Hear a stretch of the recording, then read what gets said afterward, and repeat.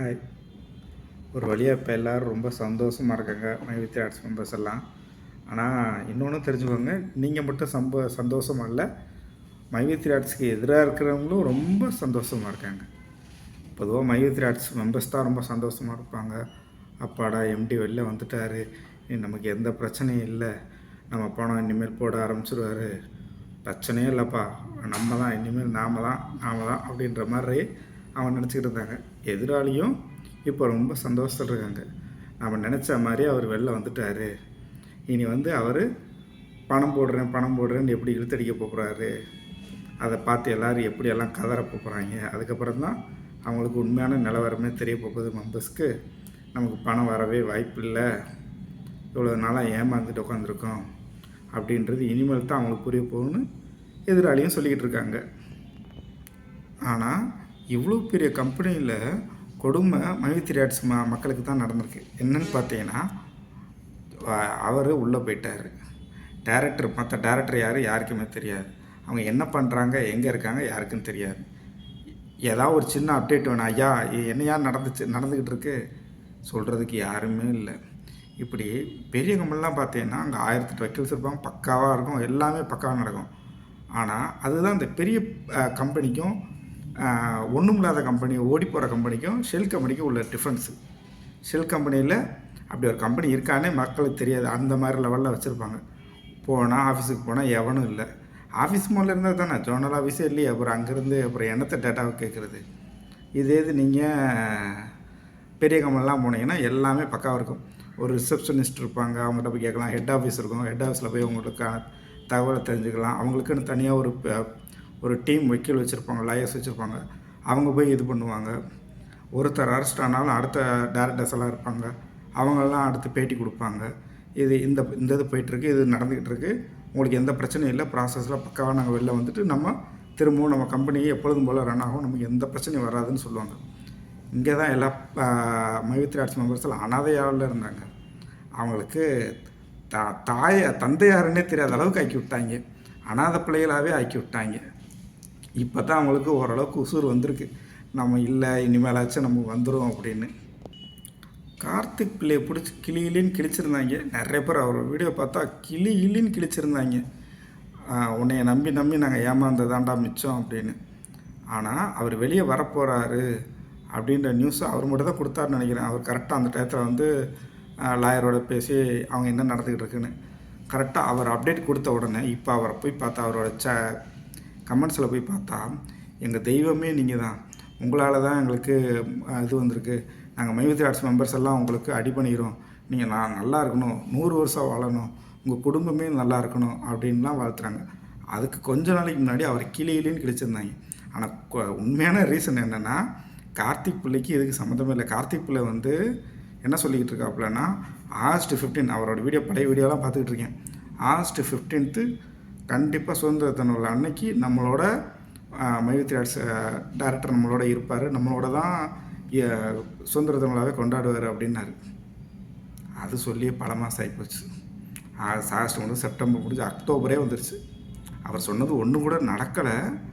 ஆனாலும் மக்கள் அவரை நம்பி அவர் எதாவது சொல்லுவாருன்னு வீடியோ பார்த்துக்கிட்டே இருந்தாங்க. கடைசி வரைக்கும் வீடியோ பார்த்து தான் புண்ணியம் மிச்சம். கடைசியில் டேரக்டரே பார்த்தீங்கன்னா சேட்டலைட் பெயில் போட்டு தான் வெளில வந்திருக்காரு. ஆனால் மெரிட் பெயில் ஏன் அப்ளை பண்ணாருன்னே தெரில. மெரிட் பெயில் போட தேவையில்ல, இதே அப்ளை பண்ணி வெளில வந்திருக்கலான்றாங்க. 1 மந்த்துக்கு முன்னாடியே வெளியில் வந்திருக்கலாம் அப்படின்றாங்க.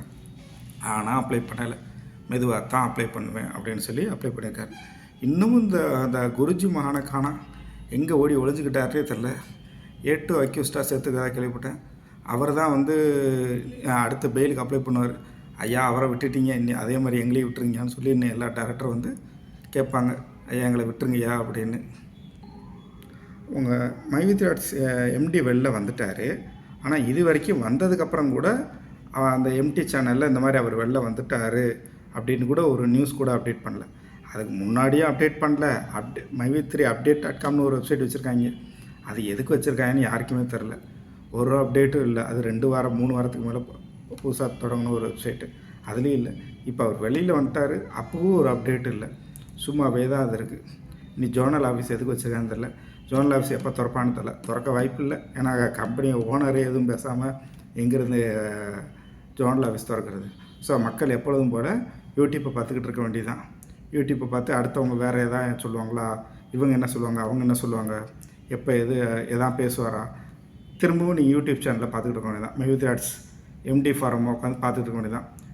ரீஃப்ரெஷ் பண்ணி ஐயா எதாவது அப்டேட் கொடுங்கய்யா, ஐயா எதாவது அப்டேட் கொடுங்கன்னு.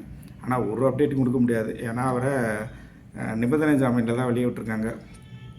பணம் கொடுப்பேன், அந்த மாதிரி எதுவும் இது பண்ணக்கூடாது அப்படின்னு ப்ராமிஸ் பண்ணக்கூடாதுன்னு. ஸோ வாய்ப்பே இல்லை, அவர் கொடுக்குறதுக்கும் வாய்ப்பு இல்லை. ஸோ இனி மக்கள் வந்து நான் அப்ளைனர்ஸ் எல்லாம் இன்னும் கலக்கத்தில் இருப்பாங்க இனிமேல். ஐயா வெளியில் வந்துட்டீங்க, ஒரு வார்த்தை கூட அடுத்து இது வரைக்கும் பேசவே இல்லையே, திரும்பவும் எங்களை போட்டு கேள்வி கேட்பாங்க டவுன்லைனர்ஸ், அவங்களுக்கு என்ன பதில் சொல்கிறதுன்னு தெரியலையே அப்படின்னு மறுபடியும் போட்டு முடிப்பாங்க. இப்போ தான் எதிர்பார்க்குறாங்க. பணம் போடுவீங்களா மாட்டியா, என்னத்தை சொல்லுவீங்கன்னு எதிராளி எதிர்பார்த்துக்கிட்டு இருக்காங்க. இப்போ போடுவேன்னு சொல்லுவியா, போட மாட்டேன்னு சொல்லுவியா.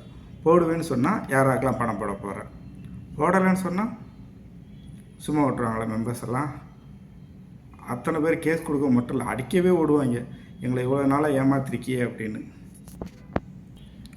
அடுத்து பார்த்திங்கன்னா ஆப் ஒர்க் ஆகலை, ஆப் 4 நாளாக ஒர்க் ஆகலைன்னு சொல்கிறாங்க. சர்வர் மெயின்டெனன்ஸ் சொல்கிறாங்க. எனக்கு தெரிஞ்சு சர்வர் மெயின்டெனன்ஸாக இருக்க வாய்ப்பு இல்லை. அதுக்கும் பில் அமௌண்ட் பே பண்ணாமல் இருந்திருப்பாங்க. ஸோ சர்வர் வந்து கனெக்ஷன் கட் ஆகிருக்கும்.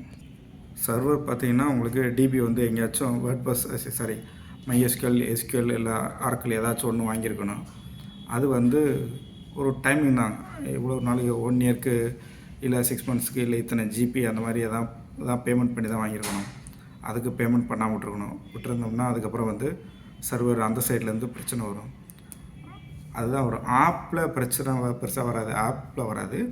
ஆப்பில் எதுவும் என்ட்ரி போட முடியாது, இது பண்ண முடியாது, அந்த மாதிரி பிரச்சனை வரும். ஸோ அதுவே உட்காந்துருச்சு அப்படின்னா புதுசாக திரும்ப வாங்கணும். முதல்ல வாங்குறதுக்கு பணம் வேணும். ரெனியூவல் பண்ணுறதுக்கு SQL இந்த டிபி வச்சு கனெக்ஷன்லாம் இது பண்ணும்போது அதை ரெனியூவல் பண்ணுறதுக்கு பணம் போடணும். அங்கே அக்கௌண்ட்டே ஃப்ரீஸ் பண்ணி வச்சுருக்காங்க. அப்புறம் எந்த இதுவும் பண்ண முடியாது. அப்புறம் எங்கேருந்து புதுசாக பணம் கட்டி திரும்ப அந்த இதை யூடியூப் வீடியோ ஓட வைக்கிறது, அதுக்கும் வாய்ப்பு இல்லை. கஷ்டம், ரொம்ப கஷ்டம். இப்போ அவர் எப்படா வெளியில் என்ன தான் சொல்லுவார்னு காத்துக்கிட்டு இருக்கோம். எல்லோரும் வருவார், என்ன சொல்லுவார்னு பார்ப்போம். பிம்பிளிக்கு ஆப்பிளாப்பி அப்படின்னு சொல்லாமல் இருந்தால் சரி. அசோக் ஸ்ரீநிதி வேறு ஒரு சவால் விட்டுருக்காரு. இன்னும் வெளில வந்துட்டார்ல, என்ன பாருங்கள், இன்னும் 1 மாதம் இல்லை 2 மாதம் கூட எடுத்துக்கோங்க, அவர் பணம் கொடுக்க மாட்டார் அப்படின்னு தைரியமாக சேலஞ்ச் பண்ணுறாப்புல. ஓப்பன் சேலஞ்சே பண்ணுறாரு. இன்னும் 2 மாதம் இல்லை, இன்னும் 1 வருஷம் ஆனாலும் அவரால் உங்களுக்கு பணம் கொடுக்க முடியாது. இது ஓப்பன் சேலஞ்சாகவே அவர் கொடுக்குறாரு. வாய்ப்பே இல்லை அப்படின்றார். இது வந்து ஒரு ஸ்கேம்னு சொல்லி நம்ம சொல்லலை, நம்ம சொல்லிக்கிட்டு இருக்கோம். ஆனால் கவர்மெண்ட்டே சொல்லுது இது ஒரு ஸ்கேம்னு தான் அவங்க கேஸே போட்டிருக்காங்க. ஸோ அப்படி இருக்கும்போது அவ்வளோ ஈஸியாலாம் விட்டுற மாட்டாங்க. ஸோ உங்களால் எம்டி சக்தி ஆனதுனால பணம் கொடுக்கவே முடியாதுன்னு அவர் ஓப்பன் சேலஞ்சே விட்டுருக்காரு. அந்த ஓப்பன் சேலஞ்சு நிறைய பேர் இப்போ மைவித் ஆர்ட்ஸ் மெம்பர்ஸ் எல்லாம் சில பேர் அக்செப்ட் பண்ணுங்கள். பாருங்கள் அவர் வருதா வரலையான்னு. கார்த்திக் பிள்ளை ஜெயிச்சாரா அசோக் ஸ்ரீநிதி ஜெயிச்சாரான்னு பார்த்துடலாம். ஆனால் எனக்கு தெரிஞ்ச வரைக்கும் அசோக் ஸ்ரீநிதி சொன்னது எல்லாமே நடந்துகிட்டு இருந்துச்சு. அவர் கண்டிப்பாக 90 டேஸில் வெளில வந்துடுவார், அவரை தடுக்கிறதுக்கெலாம் அது வாய்ப்பே இல்லை அப்படின்னு தான் சொன்னார். ஆனால் கார்த்திக் பிள்ளை சொன்னார் ஆகஸ்ட் 15 வந்துடுவார் அப்படின்னு. அதுக்கு வாய்ப்பே கிடைக்கல. அவர் முதல்ல வெளில வரவே விருப்பப்படல. எம்டி வெளில வர்றதுக்கே விருப்பப்பட்டிருந்தால் எப்போயோ வந்து ஏதோ ஒரு பெயில் போட்டு அப்போயே வந்திருக்கலாம், 1 மந்த்துக்கு முன்னாடியே வந்திருக்கலாம். அவர் வர்றதுக்கு பெருசாக விருப்பப்படவே இல்லை. உள்ளே இருந்துக்கிடுவோம், வெளில போனால் காசு கேட்பாங்கன்னு. இப்போ வெளில வந்திருக்காப்புல இல்லை. எம்டி ஃபாரம் சேனலை ரீஃப்ரெஷ் பண்ணிக்கிட்டே இருங்க, என்றைக்கு வீடியோ போடுவார்னு பார்க்கலாம். அவ்வளோ காத்துக்கிட்டு இருக்கேன். வீடியோ வந்துச்சுன்னா ஜாலியாக இருக்கும். பாய்.